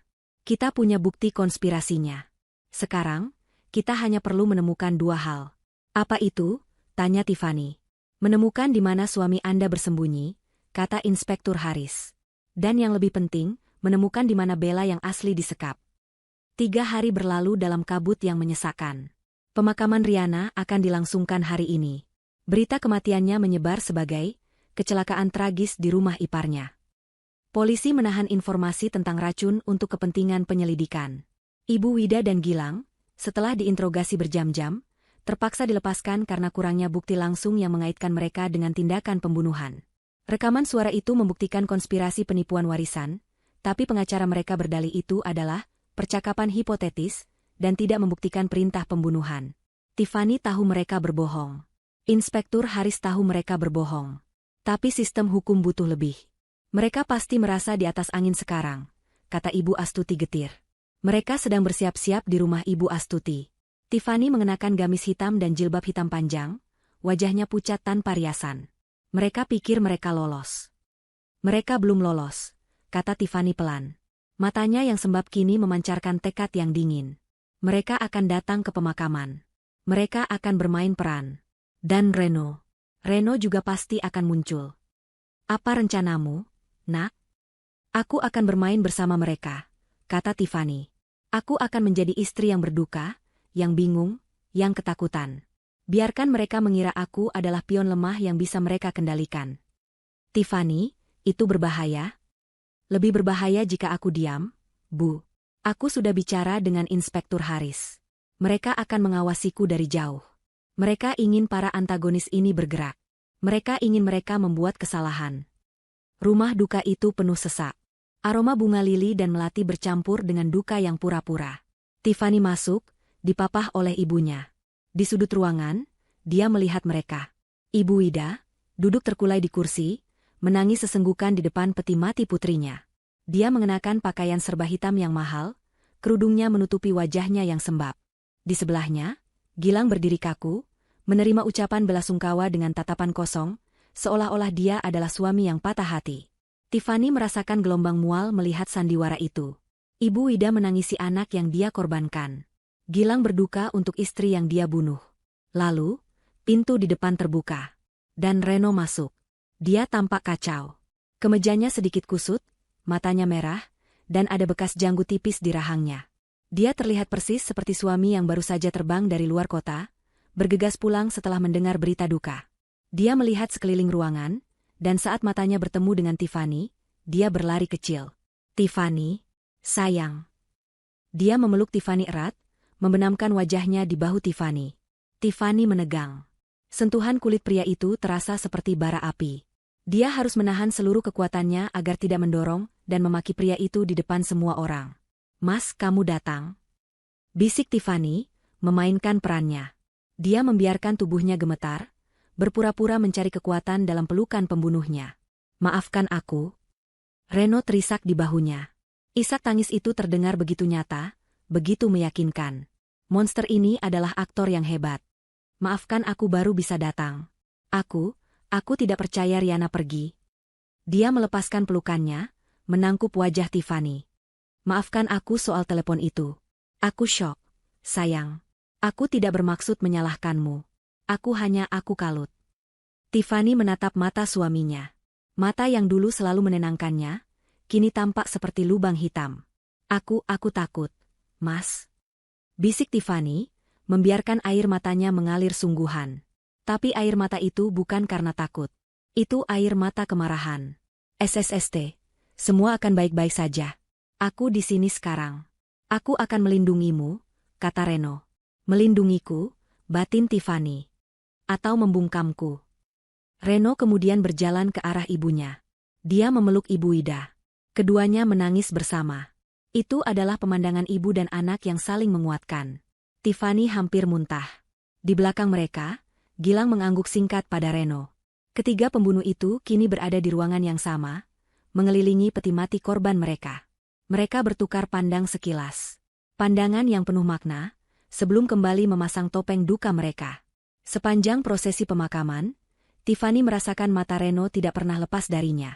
Dia mengawasinya, mengukur reaksinya, melihat apakah dia curiga. Tiffany terus menunduk, terlihat lemah dan hancur. Malam itu, setelah semua pelayat pulang, mereka kembali ke rumah Ibu Ida untuk tahlilan singkat. Tiffany, Ibu Astuti, Reno, Ibu Ida, dan Gilang. Hanya mereka berlima. Suasananya begitu tegang. Setelah doa selesai, Ibu Astuti pamit ke dapur untuk membuat minum, memberi isyarat pada Tiffany bahwa dia akan mengawasi dari jauh. Reno duduk di sebelah Tiffany di sofa. Dia meraih tangan Tiffany. Tangan itu terasa dingin. Tiffany, Reno berbisik. Matanya menatap cemas ke arah Gilang dan ibunya yang sedang bicara pelan di sudut lain. Ada yang harus kukatakan padamu. Jantung Tiffany berdebar. Inilah saatnya. Aku tidak percaya pada ibu. Atau pada Gilang, bisik Reno. Aku tahu mereka bertengkar hebat dengan Riana soal warisan. Aku takut mereka terlibat dalam hal ini. Sandiwara yang sempurna. Dia mencoba memposisikan diri sebagai sekutu Tiffany, melawan ibu dan iparnya. Apa maksudmu, Mas? Tiffany bertanya, suaranya dibuat gemetar. Dengar, Reno mencondongkan tubuhnya lebih dekat. Sebelum Riana meninggal, dia mengirimiku pesan. Pesan suara. Dia bilang dia menyimpan bukti. Bukti asli tentang kematian ayah, dan tentang penipuan warisan. Dia bilang dia terlalu takut menyimpannya di rumah. Dia menyembunyikannya di tempat lain. Di mana? Tiffany menahan napas. Di gudang tua keluarga kita. Tempat kita biasa bermain waktu kecil, kata Reno. Dia bilang dia tidak percaya pada siapapun kecuali aku. Tiffany, kita harus ke sana. Malam ini, kita harus mengambil bukti itu sebelum Gilang atau ibu menemukannya dan menghancurkannya. Ini satu-satunya cara kita bisa mendapatkan keadilan untuk Riana. Inilah jebakannya. Dia menggunakan Riana, menggunakan keadilan, untuk memancing Tiffany ke lokasi terpencil. Gudang tua itu terletak jauh di luar kota, di bekas pabrik milik kakeknya. Trisolasi. Tempat yang sempurna untuk sebuah kecelakaan. Reno mengira Tiffany masihlah istrinya yang polos dan penurut. Dia tidak tahu Tiffany telah mendengar rekaman itu. Dia tidak tahu Tiffany sedang bekerja sama dengan polisi. Tiffany menatap mata Reno. Dia melihat keserakahan dan kebohongan di baliknya. Dia mengangguk pelan, berpura-pura menghapus air mata. Kamu benar, Mas. Kita harus melakukannya. Demi Riana. Aku akan ikut denganmu. Kapan kita pergi? Sekarang, kata Reno. Saat mereka tidak curiga. Baik, bisik Tiffany. Aku akan ambil tasku. Tiffany berdiri, tangannya gemetar. Tapi kali ini, bukan karena takut. Itu karena adrenalin. Dia berjalan ke dapur, di mana ibunya menunggu. Dia mengangguk singkat pada ibunya. Ibu Astuti segera mengirim pesan singkat kepada Inspektur Haris. Mereka bergerak. Gudang tua pabrik. Segera. Permainan telah dimulai. Dan Tiffany, yang mereka anggap sebagai pion terlemah, kini siap untuk melakukan skakmat. Perjalanan ke gudang tua itu adalah siksaan terpanjang dalam hidup Tiffany. Dia duduk di kursi penumpang di sebelah Reno. Pria itu menyetir dengan satu tangan di setir, sementara tangan lainnya menggenggam erat tangan Tiffany di atas konsol tengah. Genggaman itu, yang dulu terasa hangat dan melindunginya, kini terasa seperti borgol yang dingin. Udara di dalam mobil terasa pengap, padahal pendingin udara menyala kencang. Reno terus berbicara dengan nada pelan dan berduka, merangkai kebohongan demi kebohongan. Aku tidak percaya ibu bisa sejahat ini, Tiffany, katanya, matanya menatap lurus ke jalanan desa yang gelap. Dan Gilang, dia selalu iri padaku. Aku yakin mereka memaksa Riana. Riana tidak mungkin menyerah begitu saja. Tiffany hanya mengangguk, memainkan perannya sebagai istri yang patuh dan ketakutan. Aku hanya ingin ini cepat berakhir. Mas, aku takut. SSTT, aku di sini, kata Reno, meremas tangannya. Setelah kita dapatkan bukti ini, kita serahkan ke polisi. Kita akan pastikan mereka membusuk di penjara. Keadilan untuk Riana. Keadilan, batin Tiffany. Kata itu terasa begitu busuk di mulut Reno. Tiffany melirik ponselnya yang ada di pangkuan. Layarnya gelap. Dia berharap pesan dari ibunya sudah sampai ke Inspektur Haris. Dia berharap mereka tidak terlambat. Gudang ini terletak sangat jauh dari pusat kota. Tidak ada rumah di sekitarnya. Hanya hamparan kebun tebu yang gelap dan sunyi. Tempat yang sempurna untuk menghilangkan seseorang. Mobil berbelok dari jalan aspal, memasuki jalan tanah yang bergelombang. Lampu depan mobil menyorot sebuah bangunan besar dan tua yang tampak reot. Itulah gudangnya. Jantung Tiffany berdebar begitu kencang hingga terasa sakit di dadanya. Ini dia. Reno memarkir mobil di depan pintu geser besar yang terbuat dari besi. Dia mematikan mesin. Keheningan seketika menyergap mereka. Hanya suara jangkrik yang terdengar. Tempatnya menyeramkan, bisik Tiffany. Kita aman. Ayo, kata Reno. Dia keluar dari mobil, berjalan ke sisi Tiffany dan membukakan pintu untuknya. Betapa sopan. Dia meraih senter besar dari laci dashboard. Kita harus cepat. Reno menarik pintu geser yang berat itu. Suaranya berderit nyaring, memekakan telinga. Bagian dalamnya gelap gulita dan berbau apek. Bau debu, kayu lapuk, dan kotoran tikus. Sinar senter Reno menari-nari di dalam, menampakkan tumpukan perabotan tua yang ditutupi kain putih. Seperti ruangan yang penuh hantu. Riana bilang dia menyembunyikannya di dekat ruang kerja kakek dulu, kata Reno, melangkah masuk. Di sebelah sana. Tiffany mengikutinya, setiap langkah terasa berat. Lantai kayu di bawah kakinya berderit. Dia terus menahan napas, mendengarkan. Apakah ada suara mobil lain di luar? Di mana polisi? Harapan tipis yang tadi dia genggam erat kini mulai goyah. Bagaimana jika pesan ibunya tidak terkirim? Bagaimana jika mereka salah lokasi? Mereka sampai di sudut gudang, tempat sebuah meja kerja tua yang penuh sarang laba-laba berdiri. Reno mulai menggeser laci-laci. Pasti di sekitar sini, gumamnya, lebih pada dirinya sendiri. Dia tampak benar-benar fokus mencari. Tiffany berdiri di belakangnya, gemetar. Dia harus mengulur waktu. Mas, aku takut. Aku ingin pulang saja. Kita bisa kembali besok pagi. Sebentar lagi, sayang. Sebentar lagi, kata Reno tanpa menoleh. Dia berjongkok, menyinari bagian bawah meja. Ah, ini dia. Reno menarik sebuah kotak kaleng kecil yang sudah berkarat. Kotak biskuit tua. Dia meletakkannya di atas meja, meniup debunya. Ini pasti, katanya, matanya berbinar. Dia membuka tutup kaleng itu. Tiffany menahan napas. Isinya kosong. Hanya ada beberapa kancing tua dan selembar kertas yang sudah menguning. Kosong. Reno terdiam. Dia menatap isi kaleng itu. Sesaat, Tiffany melihat kebingungan di wajahnya. Apakah dia juga ditipu? Apakah Riana benar-benar menyembunyikan sesuatu di sini? Lalu, Reno perlahan berdiri. Dia membalikkan badannya menghadap Tiffany. Sinar senter kini menyorot wajah Tiffany, menyilaukannya. Dan Tiffany melihatnya. Topeng itu telah lepas. Wajah suaminya yang penuh duka dan cinta kini hilang. Digantikan oleh ekspresi dingin dan datar yang membuat Tiffany mual. Di mana rekamannya, Tiffany? Tanya Reno. Suaranya tidak lagi lembut. Suara itu adalah suara yang Tiffany dengar dari perekam suara di rumah Riana. Dingin, kejam, dan penuh perhitungan. Tubuh Tiffany membeku. Rekaman? Rekaman apa, Mas? Aku tidak mengerti. Reno tertawa. Tawa pelan yang mengerikan. Jangan pura-pura bodoh lagi. Aktingmu hampir sempurna, sayang. Tapi aku tahu kamu. Kamu pergi ke rumah Riana, bukan? Setelah kamu meneleponku. Kamu dan ibumu yang cerewet itu. Dia tahu. Dia tahu segalanya. Riana itu bodoh. Lanjut Reno, melangkah mendekat. Tiffany refleks melangkah mundur, menabrak tumpukan karung goni.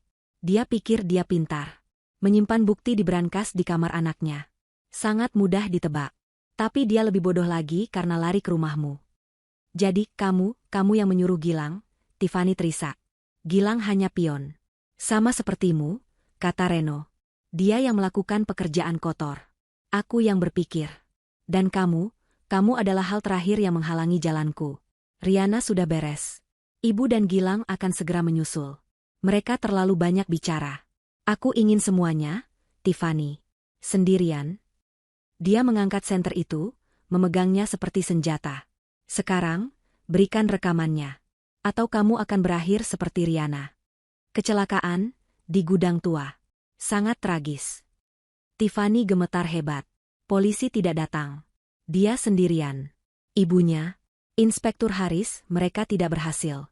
Aku tidak membawanya, teriak Tiffany. Ada di polisi. Bohong. Reno membentak. Polisi tidak punya cukup bukti untuk menahanku. Aku tahu. Rekaman itu satu-satunya. Dan kamu membawanya. Berikan padaku. Dia menerjang Tiffany. Tiffany menjerit, menghindar ke samping. Tidak. Tiba-tiba, dari balik tumpukan perabotan yang tertutup kain, sesosok bayangan lain melompat keluar. Bukan polisi. Itu Gilang. Gilang menerjang Reno, bukan Tiffany. Dia tampak kalap. Matanya merah dan liar.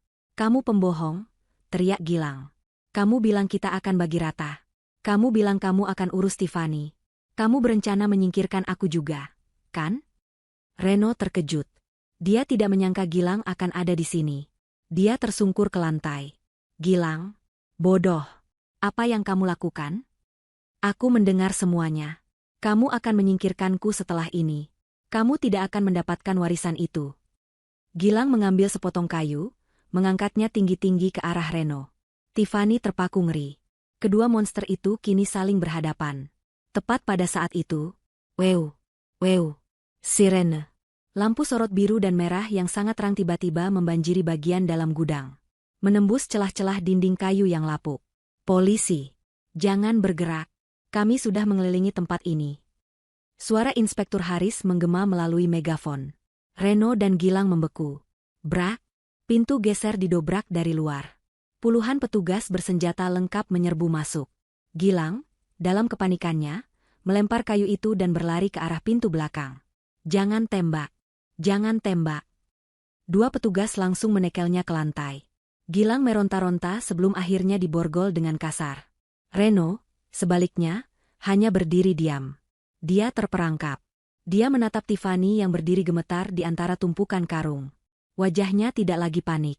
Hanya ada kebencian murni. Kebencian seorang predator yang mangsanya berhasil lolos. Dua petugas mendekatinya.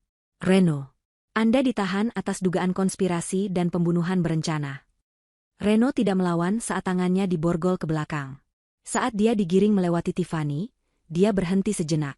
Kamu pikir kamu menang? Desisnya, suaranya pelan hanya untuk Tiffany. Kamu tidak akan pernah menemukan Bella. Lalu dia digiring keluar. Tiffany terduduk lemas di lantai. Kakinya tidak sanggup lagi menahan. Dia berhasil. Dia selamat. Pintu gudang terbuka lebar. Ibunya, Ibu Astuti, berlari masuk, melewati para petugas. Tiffany, ya Allah, nak. Ibu Astuti memeluk putrinya erat, menangis lega. Kamu tidak apa-apa, kamu tidak apa-apa. Inspektur Haris mendekati mereka. Kerja bagus, Nyonya Tiffany. Anda sangat berani. Kami sengaja menunggu sampai mereka berdua berkumpul.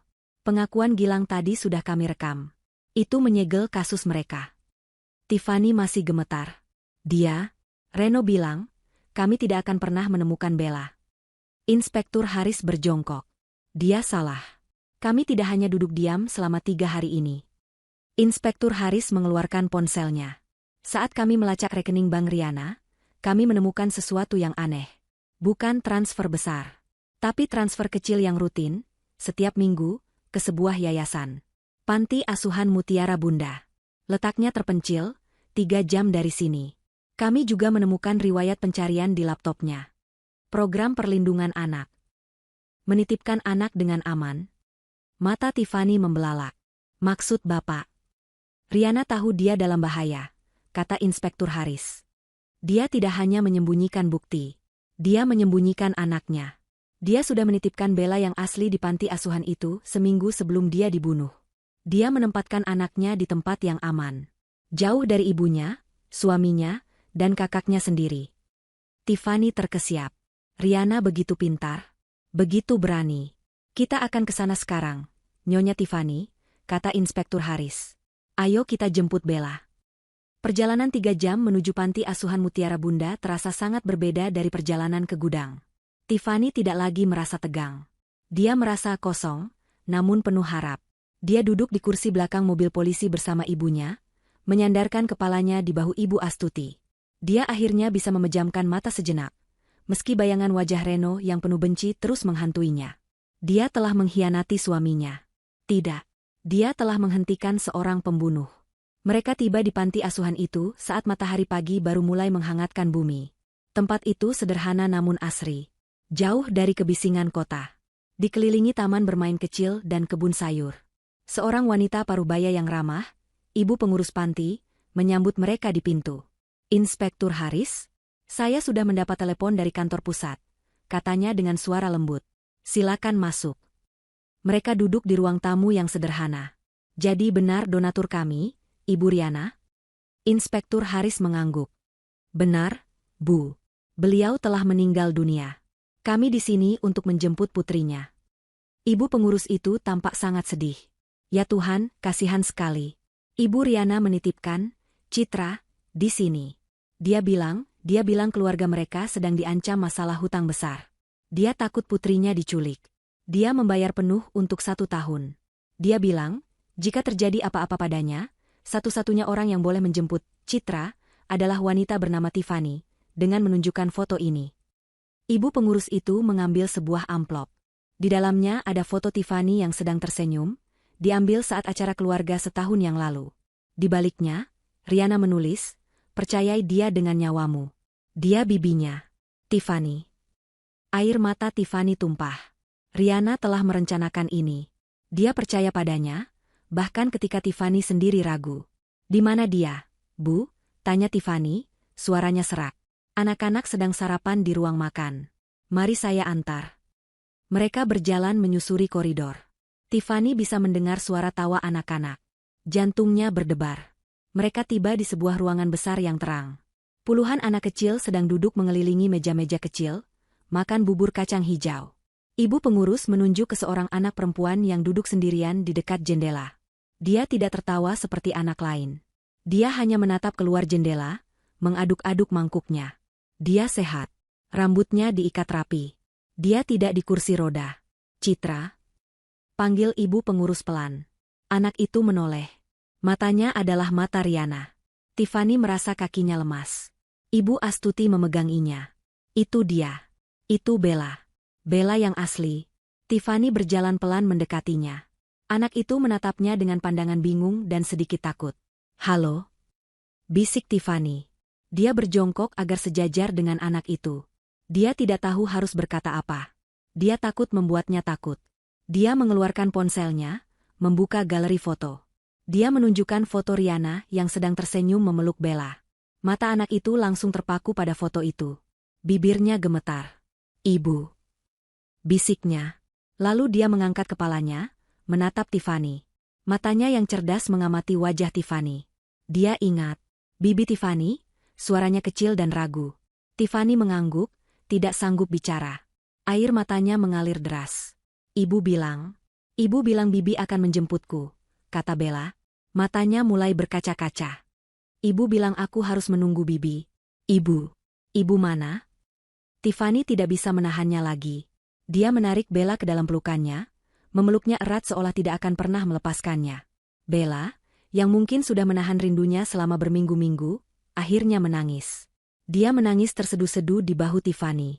Ibu sayang sekali sama kamu, nak, isak Tiffany. Ibu adalah pahlawan. Dia menyelamatkanmu. Ibu Astuti dan Inspektur Haris membiarkan mereka menangis. Kepingan teka-teki terakhir telah ditemukan. Anak yang menjadi alasan semua kejahatan ini akhirnya aman. Setelah Bella tenang, Tiffany menggendongnya keluar. Mulai sekarang, kamu aman bersamaku dan nenek, janji Tiffany. Perjalanan kembali ke kota terasa berbeda. Bella tertidur di pangkuan Tiffany, kelelahan setelah menangis. Tiffany menatap wajah damai keponakannya. Dia bersumpah akan melindungi anak itu dengan nyawanya. Inspektur Haris mengantar mereka ke rumah Ibu Astuti, dengan pengawalan polisi. Nyonya Tiffany, Anda dan Bella akan kami jaga. Kasus ini belum selesai. Kami masih harus mengurus Ibu Ida.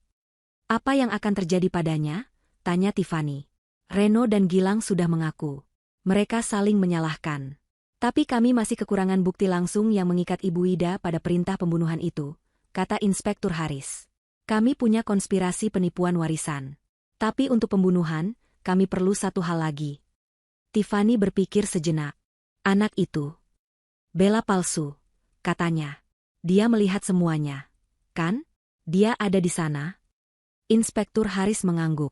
Dia masih di rumah aman. Masih tidak mau bicara. Psikolog bilang dia trauma berat. Atau, dilatih dengan sangat baik untuk diam. Biar saya bicara dengannya, kata Tiffany. Anda?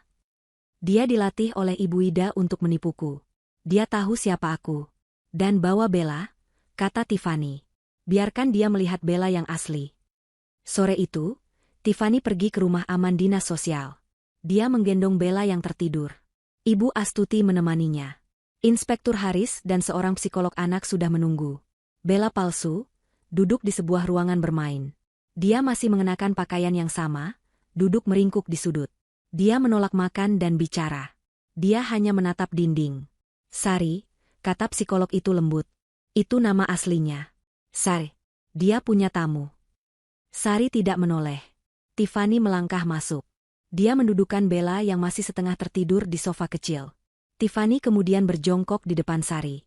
Halo, Sari, kata Tiffany pelan. Sari menegang. Dia mengenali suara itu. Perlahan, dia menoleh. Matanya membelalak ngeri melihat Tiffany. Dia pasti mengira Tiffany sudah mati. Kamu masih hidup. Bisik Sari. Itu adalah kata-kata pertama yang dia ucapkan dalam 3 hari. Aku masih hidup, kata Tiffany. Permainannya sudah selesai. Sari, Reno, Gilang, dan Ibu Ida mereka semua sudah ditangkap. Sari mulai gemetar. Ketakutan yang selama ini dia sembunyikan di balik topeng datarnya kini meledak. Dia menangis. Tangisan yang putus asa. Mereka akan membunuhku. Isaknya. Nenek Wida bilang kalau aku bicara, aku akan mati. Kamu tidak akan mati, kata Tiffany tegas. Kami akan melindungimu. Kamu lihat anak itu? Tiffany menunjuk Bella yang kini terbangun dan menatap Sari dengan bingung. Itu Bella. Bella yang asli. Dia selamat. Sama sepertimu. Sama sepertiku. Sari menatap Bella. Dia menatap Tiffany. Dia melihat Inspektur Haris di pintu. Dia sadar. Para monsternya telah kalah. Ceritakan pada kami, Sari, kata Tiffany lembut. Ceritakan semuanya. Bantu kami menghukum Nenek Wida. Bantu kami mendapatkan keadilan untuk Riana. Dan Sari pun bercerita. Dia menceritakan bagaimana Gilang menculiknya dari jalanan setahun yang lalu. Bagaimana Ibu Wida melatihnya. Bukan hanya berpura-pura lumpuh. Ibu Wida menyiksanya. Mencubitnya, memukul kakinya dengan rotan, untuk melatihnya agar tidak bereaksi terhadap rasa sakit. Dia diancam akan dibuang ke sungai jika dia gagal. Dan dia menceritakan malam pembunuhan itu. Ibu Riana tahu, Isak Sari. Dia sudah tahu aku palsu. Dia mau membawaku pergi bersamanya. Tapi Paman Gilang datang. Mereka bertengkar hebat. Nenek Wida ada di telepon, berteriak-teriak. Sari menirukan suara Ibu Wida, bereskan dia. Sekarang, gunakan racun itu. Bawa dia ke rumah Tiffany. Biar Tiffany yang disalahkan. Dia harus terlihat seperti korban perampokan yang salah. Tiffany menutup mulutnya. Jadi itu rencananya? Membunuh Riana dan menjebaknya. Paman Gilang memukul Ibu Riana. Lanjut Sari, gemetar hebat. Lalu dia memaksa Ibu Riana meminum cairan dari botol kecil. Ibu Riana melawan, dia berhasil kabur. Dia menggendongku, membawaku ke kursi roda, dia berlari ke rumah bibi. Dia mau menyelamatkanku juga. Dia bilang, lari, tapi aku terlalu takut pada Paman Gilang. Sari menangis sejadi-jadinya. Inspektur Haris telah merekam semuanya. Ini dia. Kesaksian mata. Paku terakhir untuk peti mati Ibu Wida. Terima kasih, Sari, kata Tiffany, hatinya sakit untuk anak itu. Kamu sangat berani. Kamu aman sekarang. Tiffany memeluk Sari. Anak kecil yang telah melalui neraka itu, akhirnya bisa melepaskan bebannya. Di seberang ruangan, Bella menatap mereka. Dia tidak mengerti apa yang terjadi. Tapi dia melihat bibinya memeluk anak lain yang menangis. Dia berjalan pelan, dan menepuk punggung Sari. Di ruangan itu, ketiga korban dari kekejaman Ibu Wida, Tiffany, Bella, dan Sari, bersatu. Dan Tiffany tahu, keadilan akhirnya akan datang. Ruang interogasi itu terasa pengap, meskipun pendingin udara berdengung pelan. Ibu Wida duduk tegak di kursi besi, dagunya terangkat angkuh. Dia sudah berada di sana selama berjam-jam. Di sebelahnya duduk pengacara mahal yang wajahnya tampak bosan.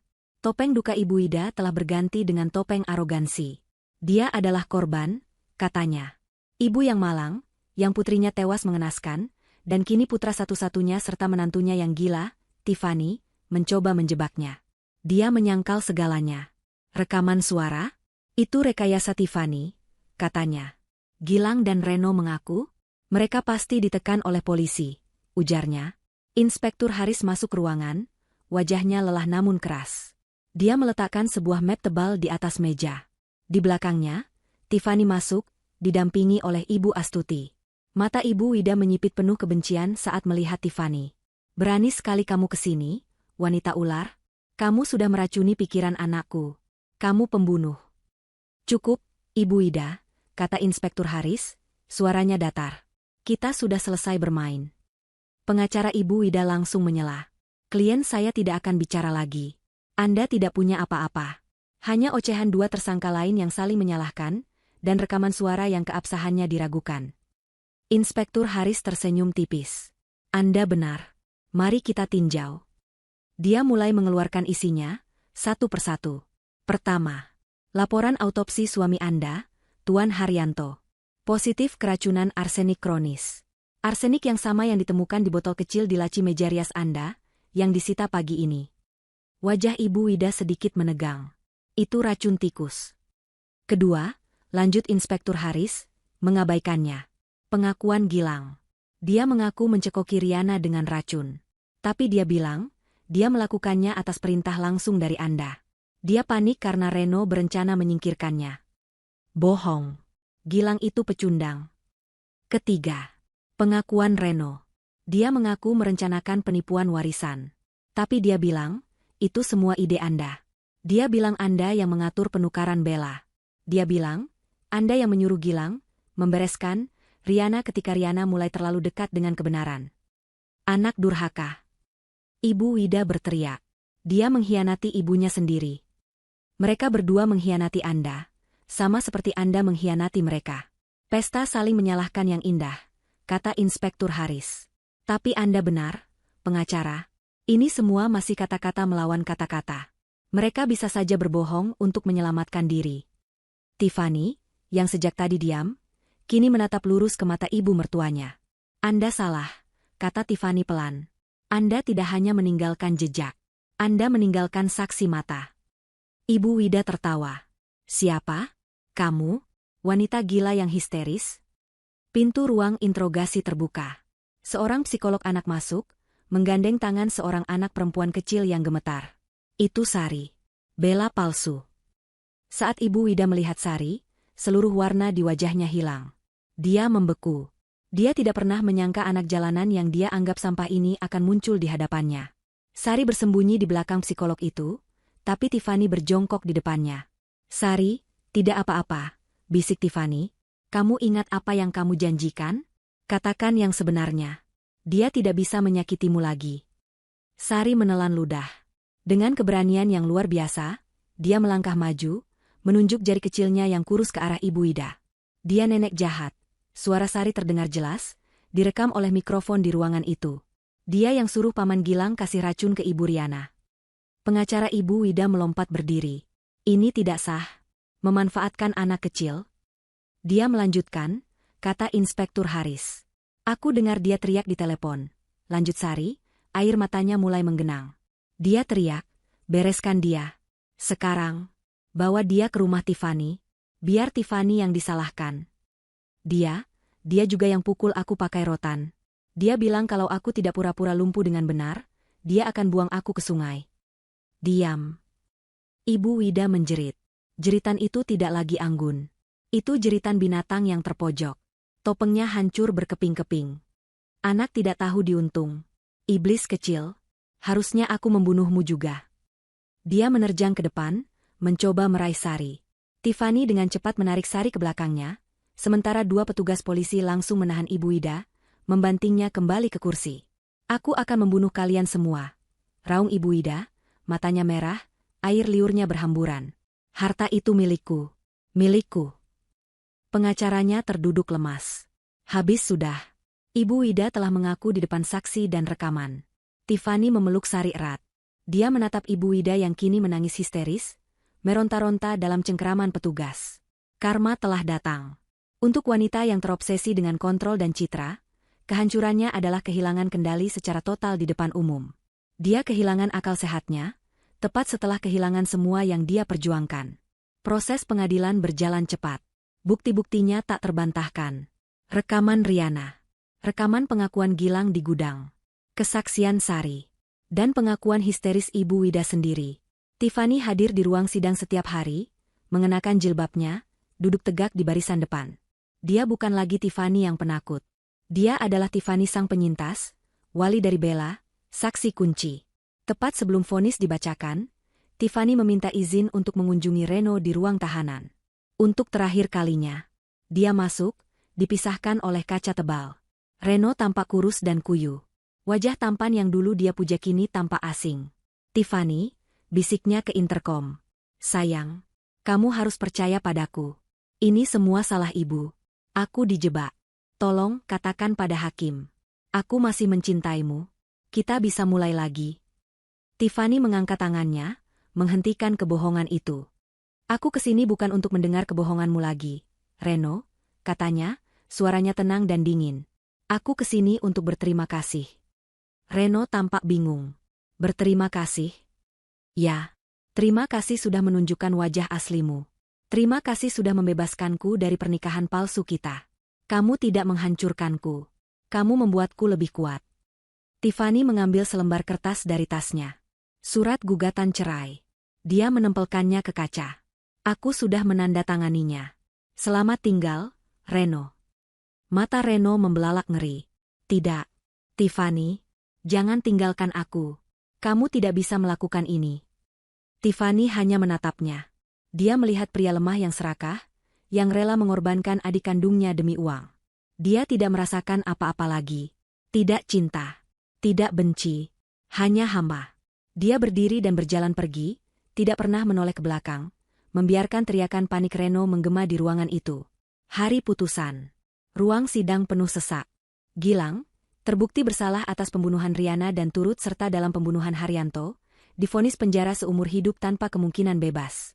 Karmanya adalah kehilangan kebebasan selamanya, terkurung oleh dinding seperti dia mengurung Bella yang asli. Reno, terbukti bersalah atas konspirasi pembunuhan berencana, penipuan warisan, dan turut serta dalam pembunuhan ayahnya, juga divonis penjara seumur hidup. Karmanya adalah kehilangan segalanya. Istrinya, kebebasannya, dan warisan yang sangat dia dambakan. Dia akan menghabiskan sisa hidupnya sebagai orang miskin di balik terali besi. Dan Ibu Wida, sang dalang, terbukti bersalah atas pembunuhan ganda dan penculikan anak. Penjara seumur hidup. Karmanya adalah yang paling telak.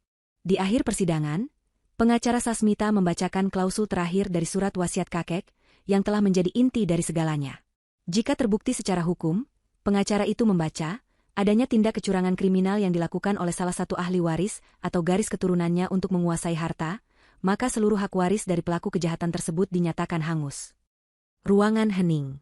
Seluruh aset, lanjut pengacara itu, menatap lurus ke arah Tiffany, akan dibekukan, dan hak pengelolaannya diserahkan sepenuhnya kepada wali yang sah dari cucu yang teraniaya. Harta triliunan itu. Harta yang menjadi alasan pembunuhan Riana dan ayahnya. Harta yang ingin direbut Reno dan Ibu Wida. Semuanya kini berada di bawah kendali Tiffany, sebagai wali sah dari Bella. Ibu Wida, yang mendengar putusan itu dari sel isolasinya, tertawa histeris. Tawa itu menggema di lorong penjara. Tawa orang yang telah kehilangan segalanya, terutama kewarasannya. Karma telah dibayar lunas. 6 bulan telah berlalu. Musim telah berganti. Rumah lama Tiffany, yang menjadi saksi bisu kematian Riana, telah dijual. Dia tidak sanggup lagi menginjakkan kaki di sana. Dia juga menolak untuk pindah ke rumah mewah peninggalan mertuanya, istana yang dibangun di atas darah dan kebohongan itu. Sebagai gantinya, Tiffany membeli sebuah rumah baru yang asri di pinggir kota. Rumah dengan taman yang luas, dinding bercat putih gading, dan jendela-jendela besar yang membiarkan cahaya matahari masuk dengan leluasa. Disinilah kehidupan baru mereka dimulai.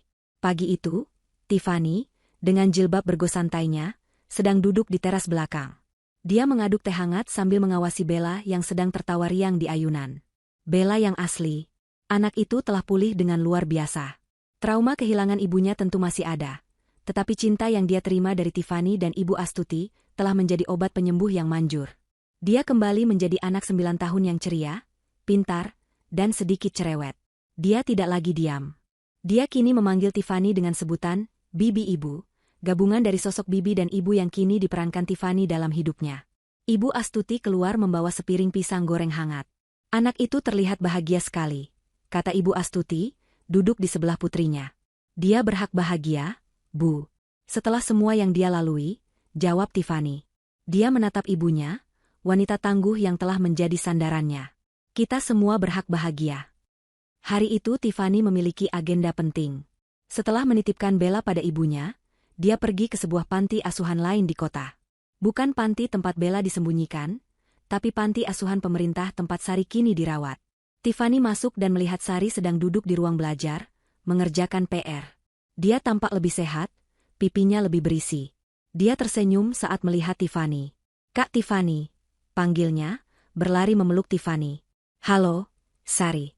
Kakak bawakan buku cerita baru, kata Tiffany, menyerahkan sebuah bungkusan. Bagaimana kabarmu? Baik, aku sekarang sekolah. Aku dapat ranking 3, Kak, lapornya bangga. Tiffany tersenyum tulus. Kesaksian Sari di pengadilan sangat krusial. Sebagai balasannya, Tiffany memastikan anak itu mendapat perawatan terbaik. Dia juga berhasil melacak keluarga asli Sari, keluarga miskin di desa yang kehilangan Sari bertahun-tahun lalu. Mereka telah dipertemukan kembali. Meski Sari tetap tinggal di panti untuk mendapatkan pendidikan yang lebih baik, dia kini tahu bahwa dia memiliki keluarga yang mencarinya. "Kak Tiffany," kata Sari pelan, "apakah nenek jahat itu? Apakah dia masih di penjara?" "Masih," kata Tiffany lembut. "Dia tidak akan pernah bisa menyakitimu lagi. Kakak janji." Setelah dari panti, Tiffany menuju ke sebuah gedung perkantoran mewah. Ini adalah bagian tersulit. Mengurus warisan. Sebagai wali Bella, Tiffany memiliki kuasa atas kekayaan yang jumlahnya sulit dia bayangkan.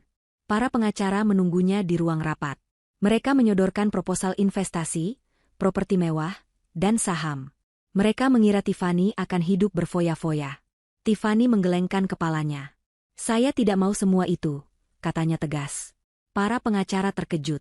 "Saya sudah menandatangani surat-suratnya." Tiffany meletakkan sebuah map tebal di meja. 90% dari seluruh aset tunai, saham, dan properti milik keluarga itu akan dilikuidasi. "Apa? Nyonya, itu?"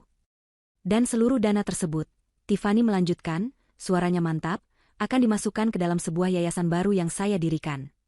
Yayasan Riana. Sebuah yayasan yang didedikasikan untuk membantu perempuan dan anak-anak korban kekerasan dalam rumah tangga, serta menyediakan beasiswa penuh untuk anak-anak yatim piatu."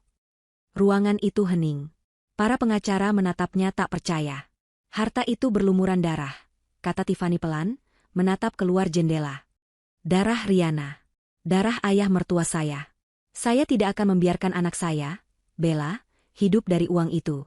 Uang itu harus dicuci.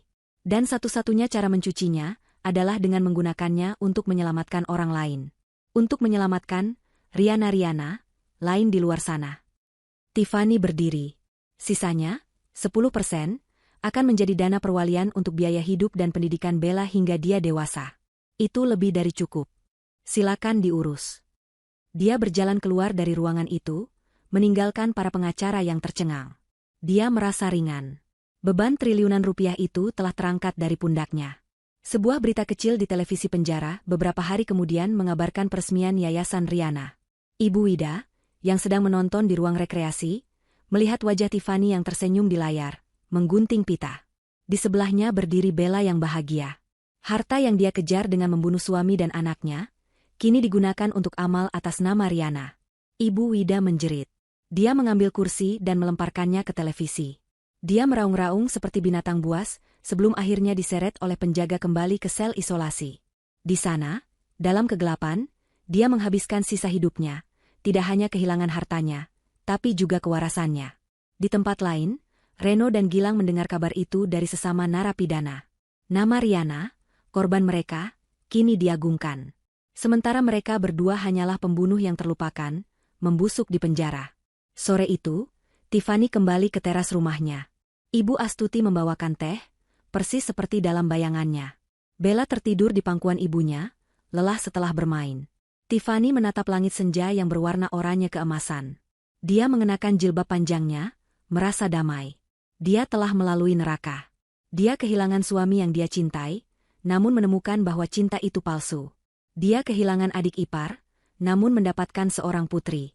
Dia dikhianati, dijebak, dan hampir dibunuh. Tapi dia selamat. Dia menatap Bella yang tertidur pulas. Dia menatap ibunya yang tersenyum padanya. "Semuanya sudah selesai, Bu," bisik Tiffany. "Belum, Nak," jawab Ibu Astuti. "Bukan selesai, tapi baru dimulai." Tiffany tersenyum. Ibunya benar. Dia menghirup udara sore yang sejuk, merasakan kebebasan yang sesungguhnya. Dia tidak lagi hidup dalam bayang-bayang kebohongan suaminya atau kekejaman mertuanya. Dia bebas. Keadilan telah ditegakkan. Karma telah dibayar. Dan fajar yang baru, fajar yang bersih, akhirnya telah tiba untuknya dan Bella. Tiba untuknya dan Bella. Tiba untuknya dan Bella. Tiba untuknya dan Bella. Tiba untuknya dan Bella. Tiba untuknya dan Bella. Tiba untuknya dan Bella.